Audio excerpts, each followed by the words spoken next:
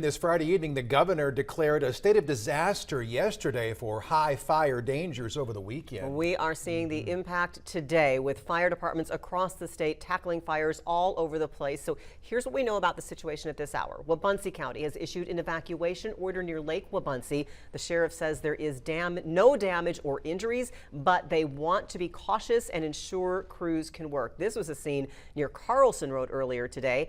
As you heard first on Eye on Northeast Kansas at 4, Shawnee County issued a verbal disaster declaration after fire crews had 14 operations involving 2 different grass fires, including this one. Jefferson County told us every one of its fire district crews was out on calls this afternoon. Emporia Fire says its crews responded to 3 grass fires, 9 downed power lines, a power pole on fire, and a trampoline caught in power lines too. That is not the only area with power line issues either. Highway 24 is closed between Topeka and Silver Lake. Winds brought down several poles and lines near Humphrey Road. Evergy reports about 25,000 customers without power as of this hour. You can report outages too and keep up with restoration efforts at outagemap.evergy.com. A lot happening right now. And these winds are continuing.